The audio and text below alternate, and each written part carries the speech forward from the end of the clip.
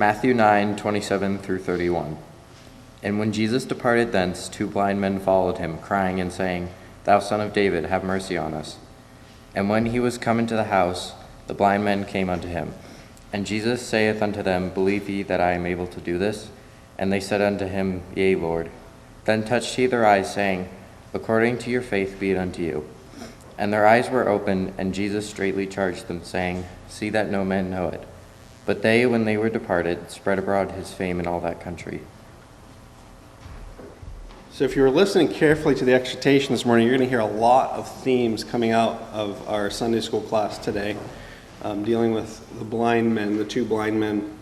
And we're really focusing in on Matthew 9:27 through 31, because there's actually a theme being established from the healing of Jairus' daughter on through, in 2 weeks, the class Brother Roger is going to give on the healing of that follows the blind man. But we're just going to focus in on this healing and maybe think about some things we haven't thought about very. I'm sure we've thought about it in our past, but haven't really thought about in a while. Maybe we have. I don't know. I have, obviously, because they're on the class. I'm giving you a class. So, just want to back up a little bit. Matthew, the healing of Jairus' daughter. Again, just to springboard off to try and establish that theme that Brother Roger will be bringing out. It talks about the maid arising. The fame thereof went abroad into all that land. And if the focus of that land, that went in, the fame went abroad into that land, and that's sort of the underlying theme. Again, not to give too much away, but you've probably heard it in the reading as well. The blind men were told, "Don't say anything," but they did. And again, it says "country" in the reading we had this morning. That's that same Greek word for land. But again, we're going to look at that in 2 weeks. Next week, Steve's up, but then we're going to come back to this in 2 weeks. So just fast forward through. We're on Matthew 9:27. So Jesus departed thence. Okay, now there's an idea here. When Jesus departed from Jericho, a great multitude followed him. There's other times that we have this idea of Jesus departing. There's the same Greek word for passed by. If you think of Simon the Cyrenian, he was passing by. He was going one direction, and as an encounter with the Lord, with Jesus, he was turned around and compelled to carry that cross and follow the other way. So he was passing by. Simon the Cyrenian was passing by, and he turns around and goes the other way. But more interesting than that is in John 8, where they took up stones to cast at Jesus, they were going to stone Jesus. It was one of the encounters he had with the leaders of Israel. They took up stones to cast at him. If you have your fingers warmed up, I recommend that you flip these passages up in the Bible and look at it for yourself, because there's nothing more powerful than seeing it with your own eyes, and you can sort of see the context of what I'm talking about. So if you have your fingers warmed up, get to John 8. It's the end of John 8. This is one of the many sections in Scripture where the chapter breaks don't help, because chapter 8, verse 59 says, They took up stones to cast at him, but Jesus hid himself and went out of the temple, going through the midst of them, and so passed by. That same word, he passed by. And as Jesus passed by, he saw a man which was blind from his birth. So this passing by the blind man, there's a theme going on here. Okay, and we want to compare that with Matthew 20. Jesus passed by, he departed. So let's look over at Matthew 20.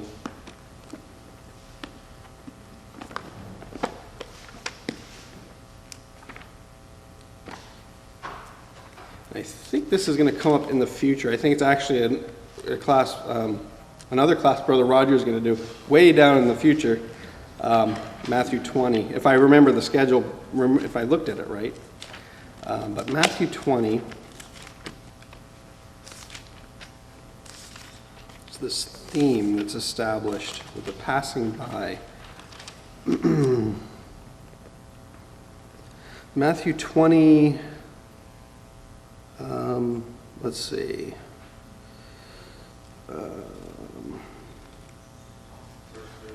Verse 30.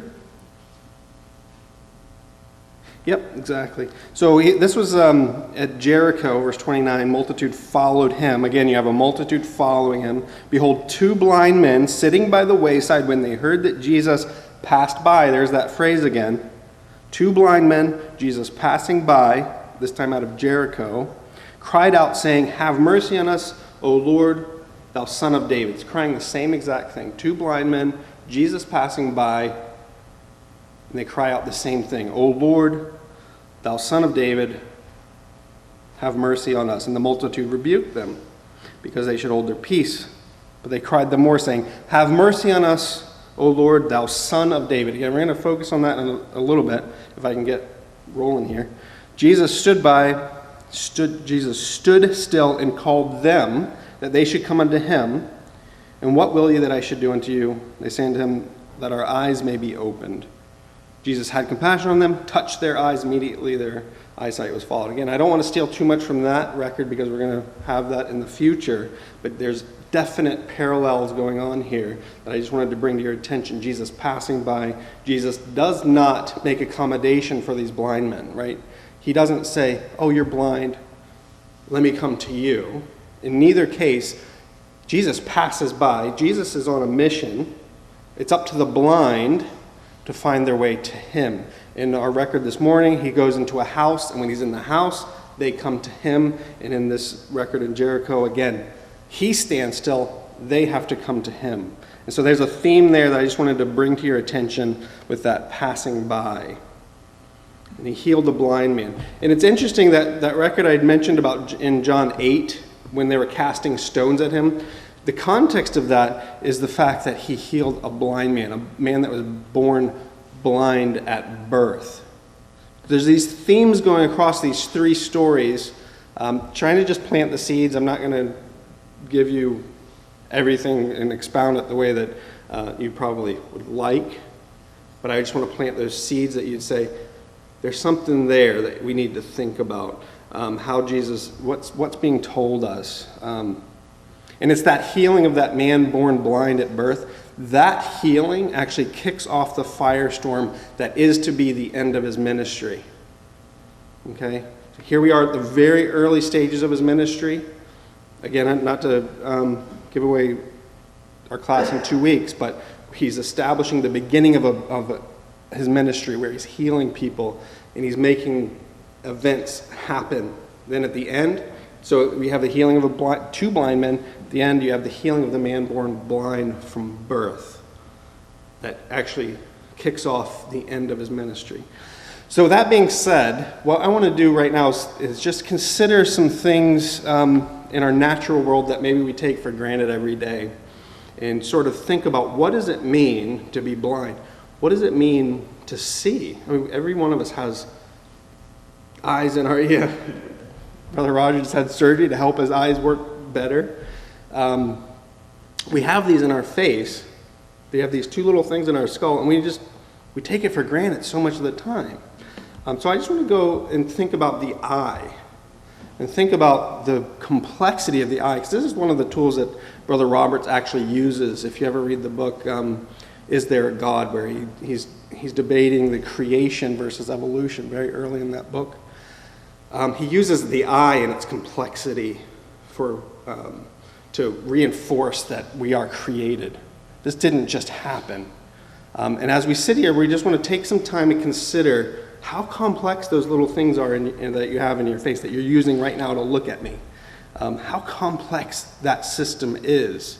Because you have these 2 blind men.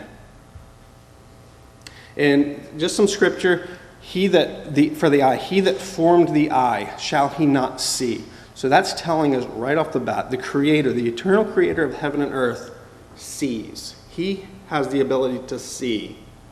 So it's not something we should just take for granted. And I'm sure if we get stuck in the eye, we do not take it for granted, but we use it so much. It's so familiar to us. I know I can speak for myself, that you don't think about it all the time. How much what your eye is doing. And there's many systems to the eye. And I'm just going to go through a few of the systems related to that eye that we know about. One of them being the eye socket. The placement of the eye inside of a skull, where it's fully protected by this bone all around it.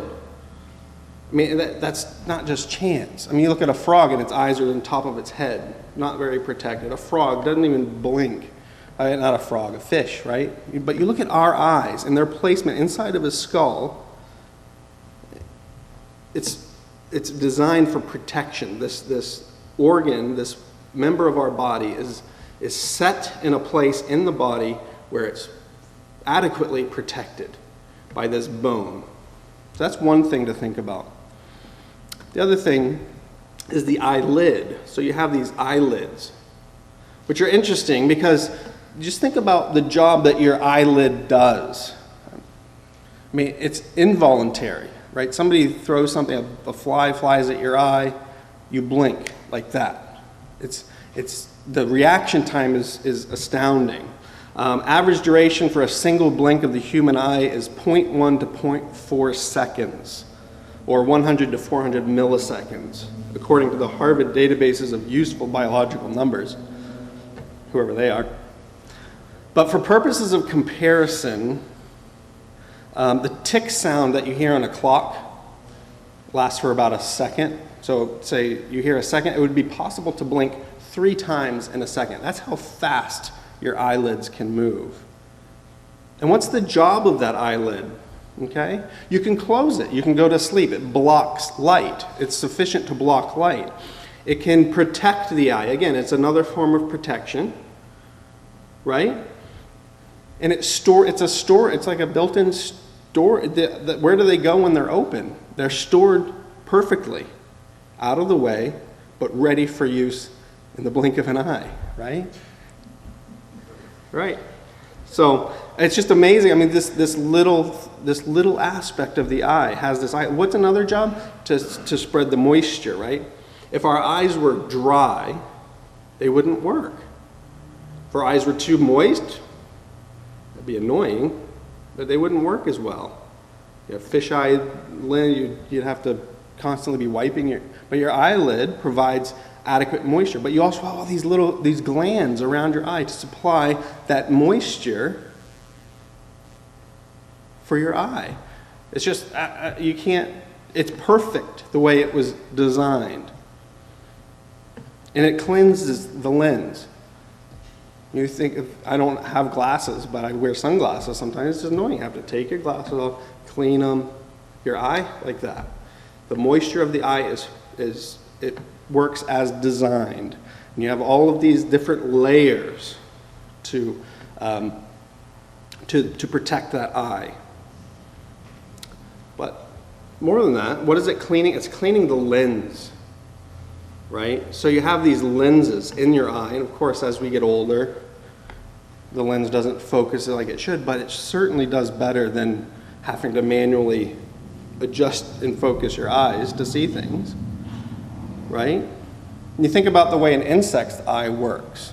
It has all these lenses all over it. Imagine what you see everywhere at once, but you don't see anything perfectly. I can't say that for sure. I'm not a bug, but you think about the way an insect's eye works. It's built very simply to detect movement, and it initiates that flight response when it sees movement. But the way our lens works to enable us, even with one eye, we can see depth because of our focus. Something's near, it's in focus, the things behind it are not in focus. So that the way that lens works in the eye to enable you to focus, it's just absolutely, that's called our monocular field of depth, right? And as we see things far away, the mountains and on the ridges, you lose detail, right? Things that are close, you can really see the detail. So that lens enables us. And it's in the eye. It works perfectly as designed. Refracting, or whatever it does to the light, so it hits the retina in the back of your eye, just at the right spot. So that's the focus. But more than that, with the focus, you also have this idea of resolution, right? You have, like, today's technology, you have cameras that say this many megapixels, or you get a display screen, it's this much resolution. But what's the resolution of the human eye? And that's tricky to measure, because our highest area of resolution, if you hold your thumbnail out in front of you, the size of your thumbnail is where your resolution is. Everything outside of that, your resolution drops drastically. Okay? So what that means is our resolution is enhanced by time. Okay? So the fact that time is marching on and we're moving our eyes around, which should be making your eyes go weird on the, I don't know if it works in the overhead, but it certainly works on the computer screen, where those images, they wig out your brain because your eyes are moving. And that movement of the eye changes what you see. So your resolution, the resolution of the human eye, is based intensely on time. The passage of time increases resolution, because what you're focused on is what you're focused on. And so much so that you don't realize it, but you're constantly seeing your own nose. But your brain says, I don't need to know about my nose right now, so it's not focused on your nose. But it's always there, right? Your eye, it sends a signal to the brain that says, this is what you need to look at, no, and it's constantly moving. So the speed of that eye enables us to perceive a high resolution. Whereas a screen, they say it's this much resolution. Well, that's because it has to be prepared to show full resolution across its whole field of depth, because it doesn't know where you're going to be looking at any given time. So that's an interesting way to think about the resolution of the eye. So that's your resolution of your eye. But that enables us to perceive things, right? Our depth perception. Now, the fact that we have two eyes, and they're about, I don't know, 2.5 inches apart in our heads, enables us to see another form of depth perception. If you only have one eye, it's very hard to pour a cup of coffee into, if you're at arm's length, you can see the lady doing that on the screen, hopefully. It's very hard to judge depth perception, but the fact that your two eyes are giving you two different signals at the same time that are slightly different, that your brain can then interpret into a depth, a position. And you think about the judgment, right? You think of in the mouth of 2 or 3 witnesses, you know, in a sense you have that principle right in your face. Two witnesses enable you to judge a matter properly, okay? So you can judge where something is because you have 2 witnesses. Just a living parable to think about. It gives us a depth of perception. And think about this, the muscles in the eye. This is a diagram of all the different muscles that enable you to move those little orbs in your skull without having to move your neck, right? Imagine if you had to move your neck to see anything, it would be extremely inconvenient, right? But those eye muscles, and you have 2 on the top, 2 on the side, and then the fact that they're synchronized together, so that when you point them one way or the other way, they're synchronized. And again, depending on how far something is and how near something is, they can come together or apart. It's just it's not chance. This stuff is really well designed, which we would expect no less from the creator of the universe. And they're lightning fast. We don't even think about it. You want to see something? You're looking at it. You don't say, oh, I want to look at my wife. Let me move my eyes there. You know, no, it just done. Amazing. And we just take these things for granted because we do it constantly and constantly. It's like you don't open the hood of a car and say, wow, that was neat. That happened by chance that I have an engine in there. No, it's designed. It's designed perfectly. And it's so complex. Absolutely complex. How they all have to work together. More than that, there's a saying, I think it was Shakespeare that said the eyes are the window of the soul. But the theme is it's in Scripture. Jesus mentions it, which we'll get to, I think. I don't have it on my screen, so I'm assuming I'm going to get to it in a minute. But the eyes, while they're taking in the signal, they're also providing signals to our fellow human beings.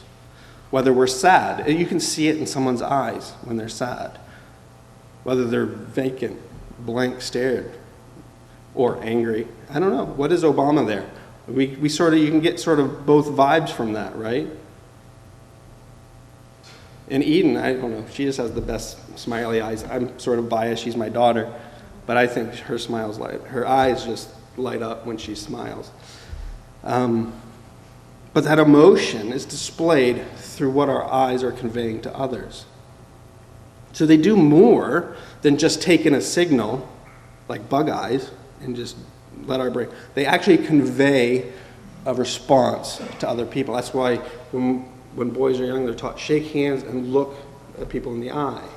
Look at one another in the eye. Because you're conveying an unspoken message to other people through our eyes. People who are shifty and avoid eye stare, looking at people in the eye, that you don't trust them. People who are confident enough to look at you in the eye, that there's a relationship that gets established, an unspoken relationship that's established. And that's how you tell if somebody's lying. You look at their eyes. What are they doing? Are they shifting? You can actually tell if they look up and right, whether they're making up a story, down and left, whether they're thinking of, I probably have the positions wrong, but depending, because there's different regions of the brain that that establish either emotion, like you're trying to remember something, you're digging into the memory, it's over there. You're trying to make up some story that's plausible, well, you might look over there in your imagination. But it's really interesting how to spot a liar. It's in their eyes. But so that's another thing that happens. But think about the beginning of time. Like in the beginning, what was created on the first day? Right? I sort of gave you the answer. Let there be light. Right? Light, these waves flying through the air, bouncing into our retinas right now, was created on day one. Before that, there was no light. Well, not that we can not in a way that we can understand it. And that gets in sort of you talk about pre-creation, you get into some philosophical debates of what was and what wasn't. But what we do know, let there be light. The usage of light was established day one. And you think about the philosophy that, Einstein came up with this theory of relativity, and everything's relative. And he uses the speed of light as the basis of time and space, basically. So that light, day one, time and space was created in a way that we can understand it. And that's what these orbs on our face do. But they were created by a word, which gets into the hearing, which is a whole nother class that we could go on about the hearing. But that being said, the word came forth from God, and it was done. The word created light that we now use our eyes to see, right? Ecclesiastes 11:7. Truly the light is sweet, and a pleasant thing it is for the eyes to behold the sun. That's Ecclesiastes 11:7, an observation of Solomon.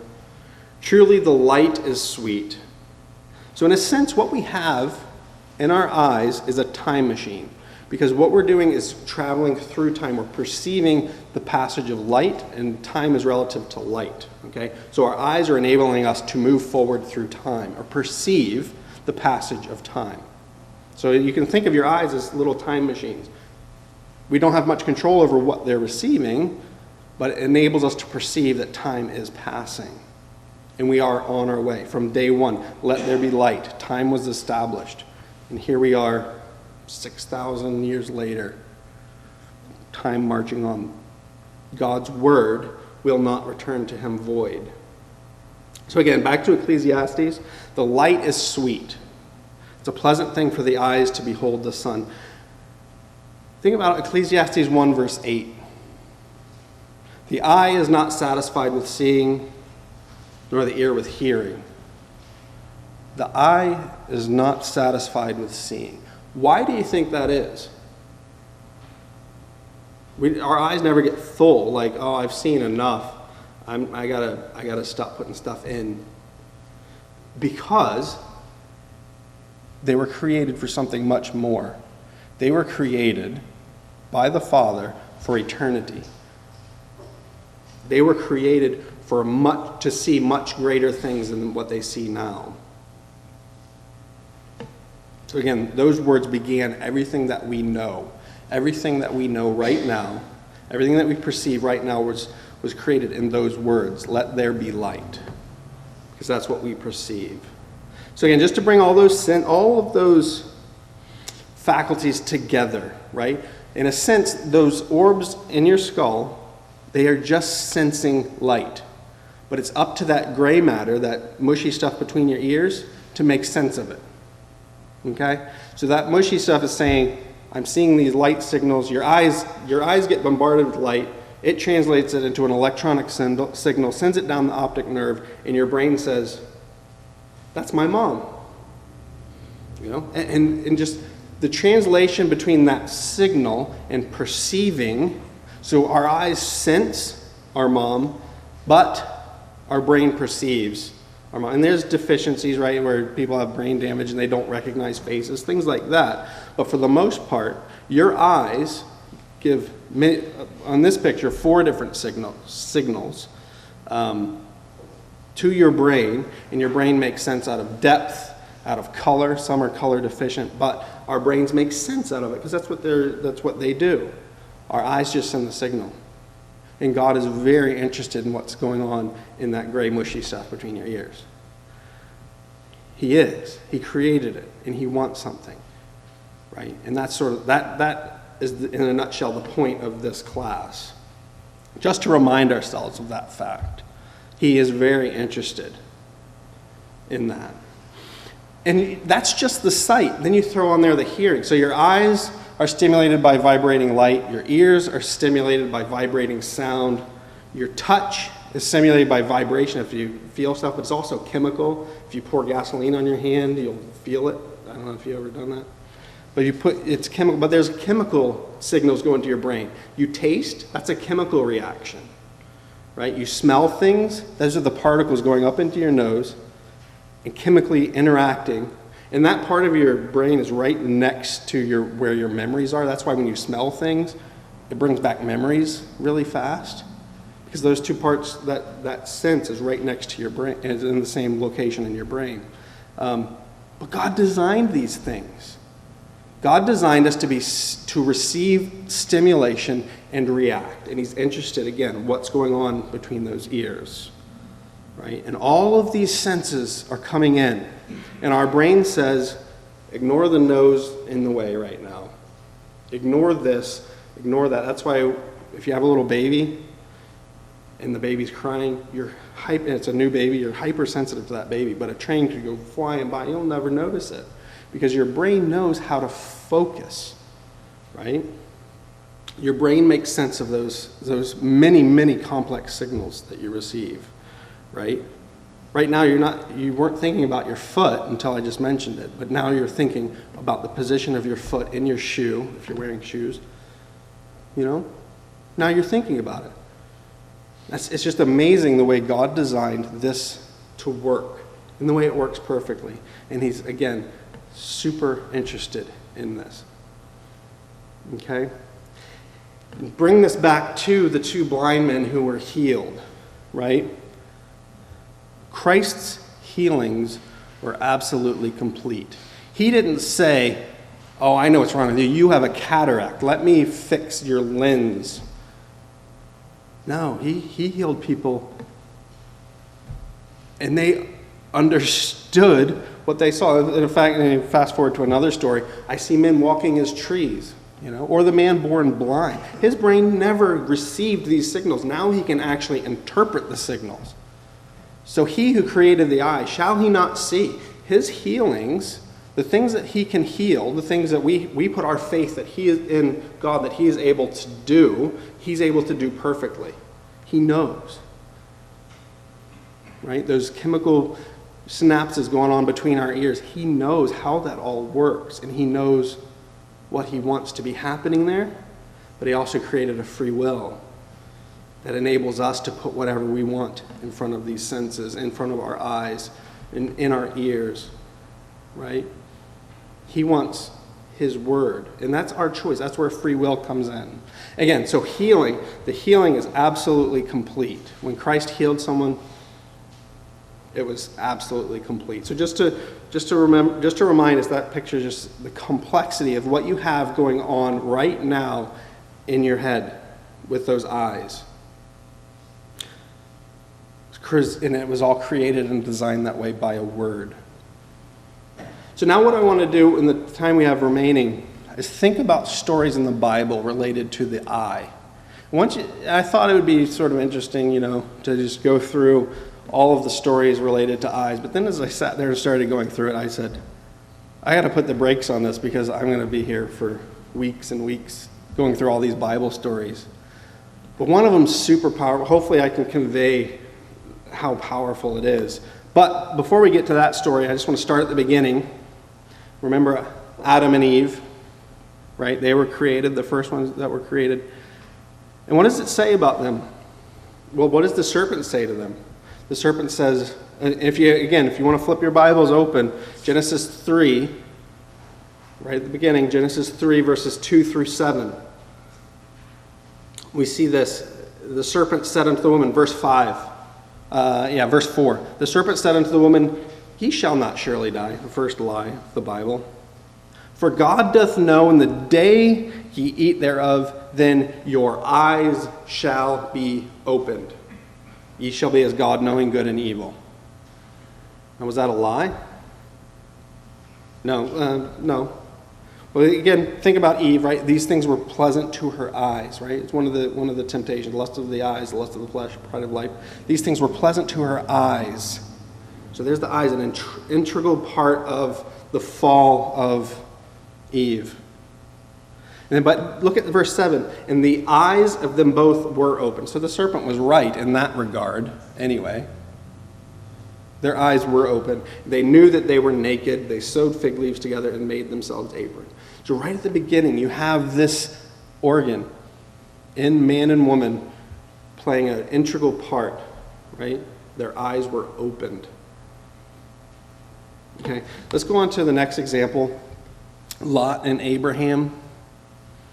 If you remember, Lot lifted up his eyes. He lifted up his eyes, and what did he look at? Anybody? What did he see? Yeah, well-watered plain, Sodom, right? He lifted up his eyes, and he said, yeah, that's where I want to be, down there. Right after that, what happens with Abraham? He lifted up his eyes, and he was told, look from the place where you are, north, south, east, and west. Use your eyes, Abram. Look at this. And he gives them a great promise. These things are promised to you. Perceive them with your eyes, Abram. Perceive them. Think about them. And again, we have in Genesis 18, verse 2, lo, 3 men stood by him. So he looked up, he lifted up his eyes, and he saw these 3 angels coming. We're just going to skip over that. But again, it's Abram using his eyes to perceive the will of God. That's the basic principle. The sacrifice of Isaac. He saw the place afar off. He lifted up his eyes. This is Genesis 22, verse 4. If you flip your Bible over. Genesis 22, verse 4. He saw the place afar off. 3 days' journey. Again, looking at his eyes, using his eyes for the will of God. Sacrifice your son, your only begotten son. And he lifted up his eyes in verse 13. Behold, behind him a ram caught by his horns. in the thicket by his horns. So here's Abram. So the eyes are, again, integral in Abraham's walk in faith. Think about Isaac and Jacob. This one's sort of interesting. Isaac, when he was old, this is Genesis 27, verse 1. When he was old, his eyes were dim so that he could not see. That's no surprise, right? But why are we told that? Isaac was old, and his eyes were dim that he could not see. What else does eyes being dim mean, right? But look at his son, Jacob. And this is Genesis 48, verse 10. Now the eyes of Israel were dim for age, so that he could not see. So you have these two men, father and son, both had dim eyes in their old age. But look at what Hebrews 11 says. Hebrews 11 brings these two accounts together. These two accounts are brought together by Hebrews in the chapter on faith. At this point, when the scripture is clear, Genesis 27, his eyes were dim for age. Genesis 48, Israel's eyes were dim for age. Hebrews 11 says, by faith, Isaac blessed Jacob and Esau concerning the things to come. By faith, Jacob, when he was dying, blessed both the sons of Joseph and worshiped leaning upon the top of his staff. And both of those instances that Hebrews is pulling out, the Old Testament scripture reminds us that their eyes were dim for age. And if you think hard enough about it, you'll think of a principle. But I'm not going to tip my hand just yet on that one. So that's Isaac and Jacob brought together at that point in their life in Hebrews 11. Now this is where it sort of gets interesting with Balaam, the son of Beor. Numbers 22, if you want to flip that over. Numbers 22. Remember the donkey, Balaam's donkey spoke to him. The donkey saw something that Balaam didn't see, so that the eyes of Balaam had to be opened. It says Numbers 22, verse 31, the Lord opened the eyes of Balaam. So Balaam lifted up his eyes and he saw Israel, Numbers 24, verse 2. And look at how he refers to himself after that. Numbers 24, verses 2 and verse 15. Do you see how he refers to himself there? The man whose eyes are opened. The Lord opened his eyes. His eyes were open. Balaam saw. What did he see? Verse 4. Numbers 24, verse 4. He saw the vision of the Almighty falling into a trance, but having his eyes opened. What is this emphasis over and over about Balaam's eyes being opened? There's a principle being taught to us here about the use of eyes.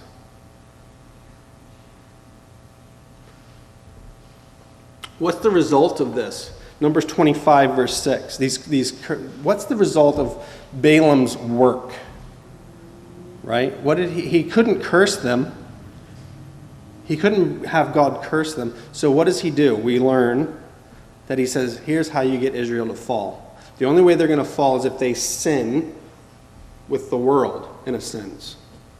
And so the result, Numbers 25, verse 6, a Midianitish woman, where? In the sight of Moses, before his eyes. They're so blatant in their sin that they bring this woman that they're about to sin with into the sight of Moses and in the sight of all the congregation. And this theme right here, this event right here, kicks off a theme with Moses, what Moses exhorts the congregation to do. Think about what they were supposed to have, right? In the borders of their garment, a fringe of blue. Look at, to remember the commandments of Yahweh, to do them, that ye seek not after your own heart and your own eyes, after which you use to go a-whoring. Right? Wear that blue in your eyes, in your sight, so that you will remember the commandments of Yahweh.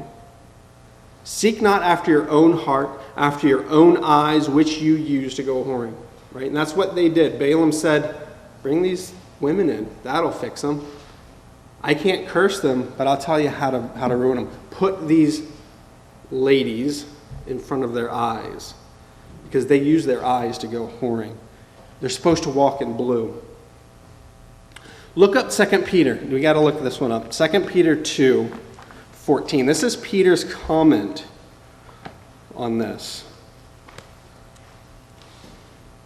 2 Peter 2.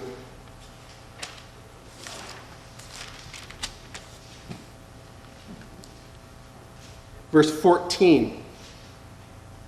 Having eyes full of adultery that cannot cease from sin, beguiling unstable souls, and heart they have exercised with covetous practices, cursed children, which have forsaken the right way and are gone astray, following the way of Balaam, the son of Bosor, who loved the wages of unrighteousness, but was rebuked for his iniquity. The dumbass, speaking with a man's voice, forbade the madness of the prophet.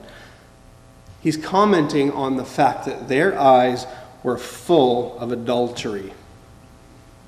They cannot cease from sin. And that's exactly what Moses tells them. Walk in blue.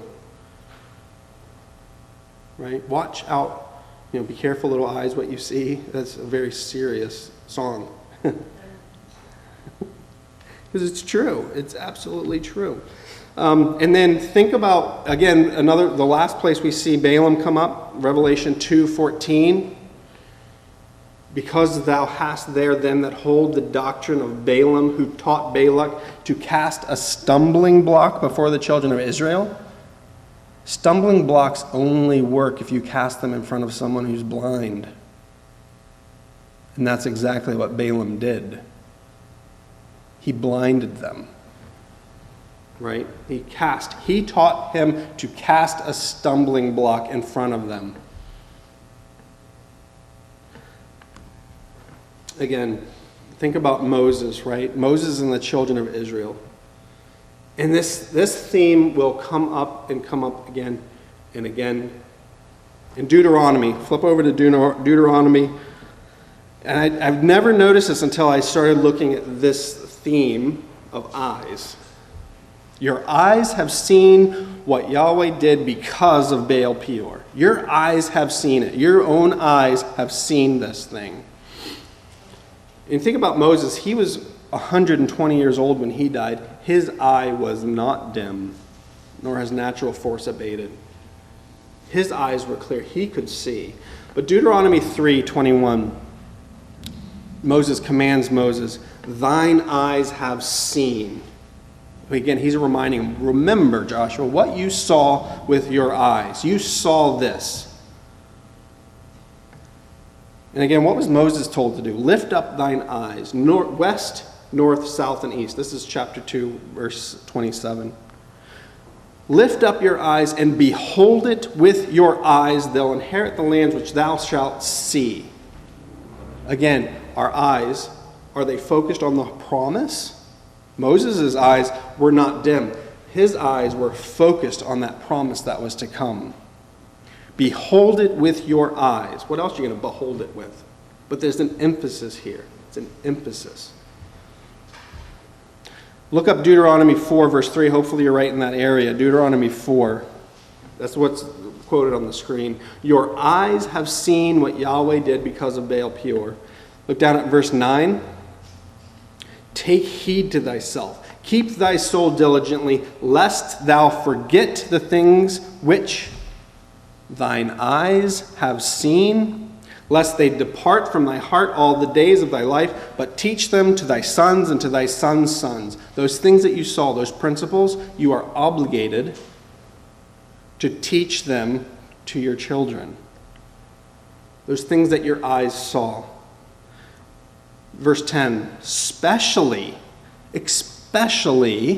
that day that thou stoodest before Yahweh thy God in Horeb, when Yahweh said unto me, gather the people together, and I will make them hear my words, that they may learn to fear me all the days that they shall live upon the earth, and that they may teach their children. Again, teach them to your children. Ye came near. You stood under the mountain, and the mountain burned with fire unto the midst of heaven, with darkness and clouds and thick darkness. And Yahweh spake unto you out of the midst of the fire. Ye heard the voice of words, but you saw no similitude. Only ye heard a voice. The emphasis there. What are you listening to, right? You didn't see. There was darkness. There was a cloud. But you certainly heard a voice. Verse 12. And he declared unto you his covenant, which he commanded you to perform, even the 10 commandments. And he wrote them upon 2 tables of stone. Why would you write them down? So that you can see them, right?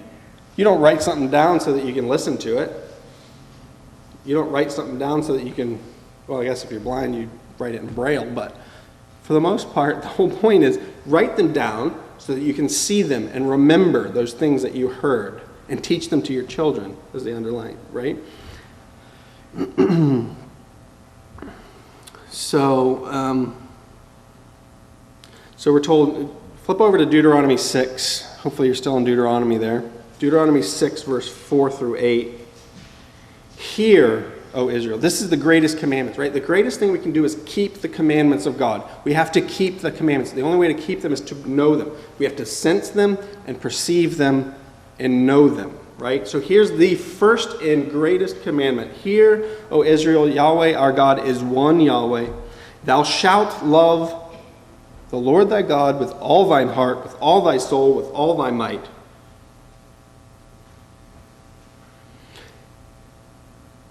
And these words, which I command thee this day, shall be in thy heart. And what are you supposed to do with them? Verse 7, thou shalt teach them diligently unto thy children, and shalt talk of them when thou sittest in thine house, and when thou walkest by the way, when thou liest down, when thou risest up. Thou shalt bind them for a sign upon thy hand. Thou shalt be as frontlets, where? Between your eyes. He is very concerned with what's going on between your ears. Very concerned. When you sit down, this is what you talk about. When you walk, this is what you do. When you have kids, that's what you teach them. So that they can do the same, and they can do the same, because that's the only way we're going to overcome. Because the world wants to fill our eyes with whatever, garbage, whatever they want to fill it with. So again, in Deuteronomy 11, don't turn this up, Exodus 13, 16, it shall be a token upon thine hand, frontlets between thy eyes, for by strength of hand Yahweh brought us forth out of Egypt. And when your son asks you, again, teach them to your children. When your son asks you, this is what you say to them. And look at this in Deuteronomy 9, verse 17. Talking about when he took the 2 stones. He came down and they were sinning. He took the 2 tables of stones. Deuteronomy 9:17. Took the 2 tables, cast them out of my 2 hands, and break them before your 2 eyes. You saw it. It doesn't just say they broke them before their eyes. You saw it with both of your eyes. Both your eyes saw this. You broke the commandments of God, and they were broken before your 2 eyes. Right? So Deuteronomy 4:16 warned them against this. It warned them against the images of the land, the bad things that were happening in the land, the images that these people had. Why do people want images? So they can see it. These, behold, these be thy God. You can see it. I can trust that, right? I have faith in that. I can see it. It looks like a cow and it's golden. Neat. I can trust that. No, you don't see God. You hear the voice of his words. His words, again, back, let there be light. His words are ultimately powerful. Should influence what we see, what we perceive. Right? So he broke them before their 2 eyes because they weren't ready to see. Right? And just real quick, Deuteronomy, like I said, this is absolutely powerful. This whole section just pops out with, it's just amazing. The fact of what was done before their eyes, what they're supposed to do with their eyes. And that's really, if you think about the story all the way through Babylon.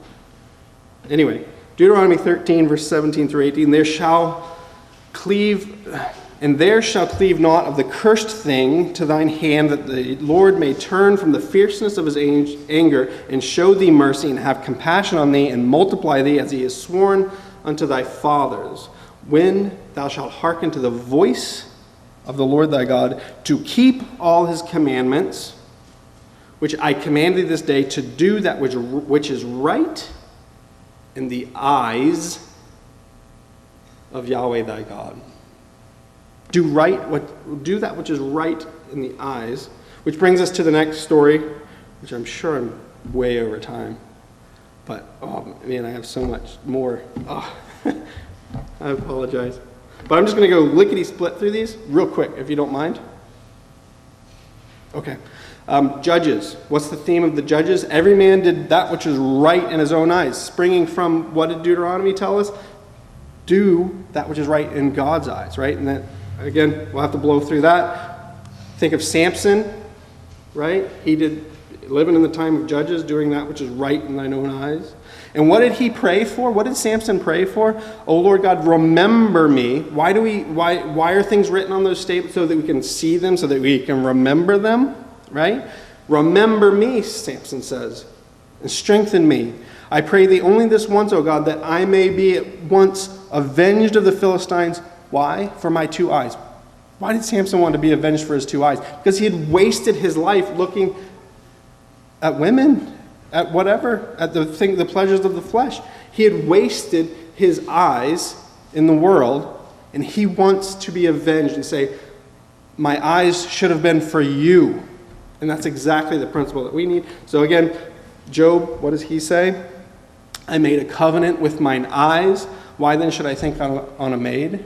Right? He made a covenant with his eyes. Again, we'll have to go through that. Matthew, yeah. Okay. Psalm 102, I will set no wicked thing before mine eyes. I hate the work of them that turn aside. It shall not cleave to me. Remember the cleaving of the hand? I have to leave that aside. And you think about Romans 13:2, not only that do the same, those that commit such things are worthy of death, not only that do the same, but have pleasure in them that do them. What are we setting before our eyes? Brothers and sisters, what are we setting before our eyes? I know what I want to set before my eyes, and it's not the right thing. I'm with Samson. I want to put godly things before my eyes. And that's what we need to resolve to do. That's the principle of Deuteronomy with those tables of stone. We need to get rid of those other things. We don't have time to talk about Eli and Zedekiah. The beginning, Eli, he was, again, dim for old age. But then Zedekiah had his eyes put out, his sons killed before him, his eyes put out. Can't look at that. Jonathan, his eyes were brightened when he ate the honey. He was thinking, what is honey a symbol of? The land flowing with milk and honey. It's a symbol of the promise, right? His eyes were brightened because of that. I tasted a little of this honey. If our eyes are focused on the promises that God made, our eyes will be brighter, right? Eyes not full. Our eyes don't get full on this worldly stuff. Anyway, David, you have, don't look on his countenance. God doesn't see the way man sees. Then David was tarried in Jerusalem. He put the wrong thing before his eyes again. He looked at Bathsheba from the rooftop. So where are we pointing our eyes? That's a question. Elisha, from our exhortation this morning, he prays that his servant's eyes may be open. And what does he see? The angels, chariots of fire. Then you have Elisha leading the blind army. He prays that they're blind. Then he prays that their eyes are open again. It's a symbol of leading captivity captive through the power of prayer. Can't spend any time there. And then Paul. I send thee, here's the commission of Paul, I send thee to open their eyes, the eyes of the Gentile, to turn them from darkness to light. That was Paul's commission. And how is that commission started? He was 3 days without sight. don't have time to expand that. Have mercy on us. That's the call of the two blind men. Followed him crying, saying, Jesus, thou son of David, have mercy on us. Mercy from what? One of the curses in Deuteronomy 28 is that, you know the story of the curses and the promises. Well, one of the curses in Deuteronomy 28, verse 65, the Lord shall give thee there a trembling heart and failing of eyes. Here's these two blind men. They were in the land of Israel, but they had a failing of eyes. Jesus, thou son of David, have mercy on us. Relieve us from this curse we brought upon ourselves. Right? In the mercy of David, what's the mercy he showed to Saul, right? Return, my son David, says Saul, for I will no more do thee harm, because my soul was precious in thine eyes. That's the mercy of David. It's related to eyes again. I don't have time to expand that. But it all boils down to faith. And that's the key where we're going to end up. The Greek word is pistis. Do you have faith that I am able to do this, right? Then he touched their eyes, and I could go on another class on this idea, but obviously I'm way over time. I apologize. But you have to remember this. According to your faith, be it done to you. Do you have faith that I'm able to do this? That's what he's asking each and every one of us. Do you have faith that I'm able to do this? And they said, yea, Lord. And that's what we have to respond. Yes. Well, according to your faith, brethren and sisters, be it done unto you. Okay? I have to skip all this. It's hard to do, but I'm doing it. The last thought I just want to leave with, because faith has all to do about resurrection, the humanly impossible. Right? Do we have faith that he's able to bring back the dead? According to your faith, be it done unto you. So I'm just going to leave on this point. Some may say, some have said to Christ, could not this man, which opened the eyes of the blind, have caused that even this man should not have died? And what do we say? In a moment, in the twinkling of an eye, at the last trump, for the trumpet shall sound, and the dead shall be raised. Incorruptible, we shall be changed.